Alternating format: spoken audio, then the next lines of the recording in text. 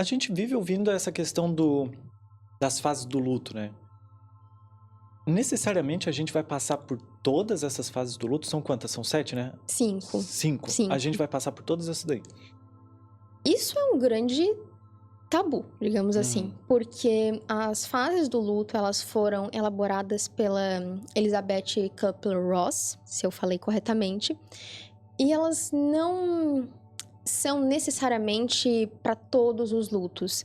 Se eu não me engano, ela estudava sobre cuidados paliativos, então eram as fases que ela observou cuidando de pessoas assim.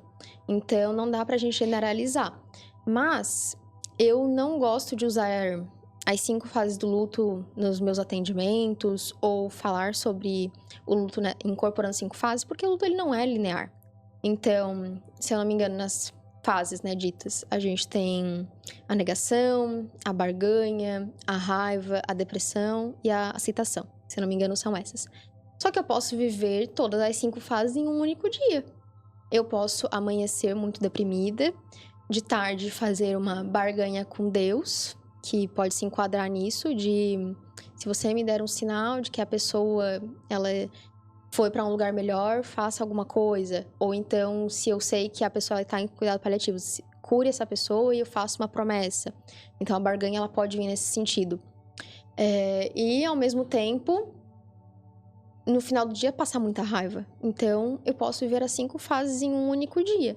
Assim como não necessariamente eu vou ter. É claro que quando ela estudou isso, são fenômenos naturais dos seres humanos. Então, é inegável que a gente vai ter isso. Só que é bem complicado pegar uma pessoa e colocar ela em quadradinhos. Porque isso descaracteriza a pessoa. E, como eu falei, o luto ele não é linear. Ele é como se fosse uma montanha-russa. Então, pode ser que a pessoa nunca tenha uma negação do luto. Ela aceitou isso muito bem, adaptou muito bem desde o início, mas ela pode aceitar e ao mesmo tempo ficar com muita raiva, porque não achou justo, porque às vezes foi algo violento, então ela pode passar por isso. E também a depressão, quando a gente fala, pode não necessariamente ser do luto, a pessoa já podia ter um histórico de depressão, já podia ter o diagnóstico, e o luto ele vai agravar isso. Então a gente também tem que ter muito cuidado quando enquadra as pessoas nesses quadrados, nessas caixas, porque pode ter muita coisa por trás. Perfeito. E a pessoa morreu, ok? A pessoa morreu e o ente querido, vamos supor, relacionamento, ok? Minha esposa morre. Como é que eu voltaria? Assim, é até meio difícil de falar, cara, porque como é que eu voltaria pra minha casa? Como é que eu iria olhar? Eu tô estruturando uma história na minha cabeça pra que eu contextualize, tá? Porque tenho certeza que muitas pessoas passam por isso, que é a pessoa morreu, ela volta pra casa, vê as fotos, vê as roupas dela, às vezes vê um tênis jogado ali que ela recém tinha usado. E como é que essa pessoa que morava com ela pode ver cor de novo, pode viver a vida dela, porque tá tudo ali. Tá tudo ali.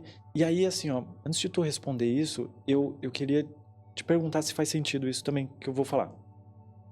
Eu sempre falo pra quem acabou de terminar um relacionamento, pra parar de orbitar a pessoa.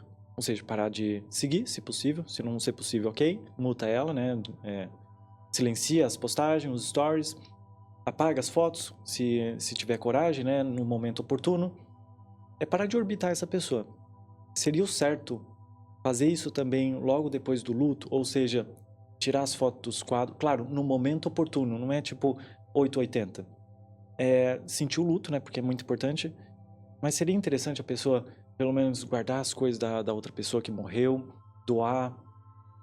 Qual é o processo? O que acontece depois? Tu saberia me dizer o que seria melhor, né? Porque o melhor sempre vai depender da pessoa, né? É muito difícil a gente falar, o melhor é isso daqui pra ti. É sempre ela que vai caminhar com as próprias pernas. Mas o que tu diria pra essa pessoa? Em questão de bens, como tu falou, objetos que lembram, novamente, como cada luto é único, a gente vai ter que ver o que funciona melhor. Para algumas pessoas, vai ser mais doloroso tirar e não ver mais do que ver os objetos, as memórias, os quadros. Então, quem sabe a gente tem que fazer um teste. de tirar por um tempo, não jogar fora, mas guardar, tirar de vista e ver como que a pessoa reagiu. Será que me aliviou um pouco não ter todos aqueles estímulos o tempo todo? Ou será que me trouxe um sentimento de culpa, como se eu quisesse superar mais rápido? E luto, a gente sempre tem que frisar, luto não se supera, luto a gente adapta, porque não tem como superar uma história vivida, não tem como superar um amor que morreu. Então, como é que as lembranças, as memórias, os objetos, eles funcionam na minha adaptação? O que faz doer menos? Vai ter muitas viúvas, por exemplo, que com relação à aliança, elas vão dizer, eu não consigo tirar porque eu sinto que eu tô traindo. E ela fica com as 2 alianças e usa o tempo todo. E quem sou eu pra dizer, não, isso tá prejudicando teu processo? Porque se ela me diz que o que prejudica mais é tirar. Então, a gente sempre tem que perguntar o que faz aliviar um pouco o teu sofrimento. Porque é diferente de um luto simbólico de final de relacionamento, onde o objetivo é não pensar mais, tentar ver outras pessoas, conhecer gente nova. São coisas diferentes. Então, talvez em um luto simbólico de final de relacionamento, o ideal realmente seja não ver tantas fotos, deixar de seguir a pessoa, como você mencionou, porque por mais que seja um luto, são lutos diferentes.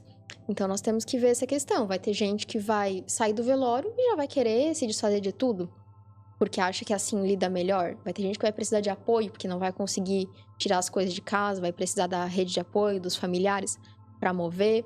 E também é importante que esse tirar objetos, doar ou se desfazer de qualquer jeito, ele seja um momento de muito significado, muito sentido, onde a pessoa possa se conectar com os objetos.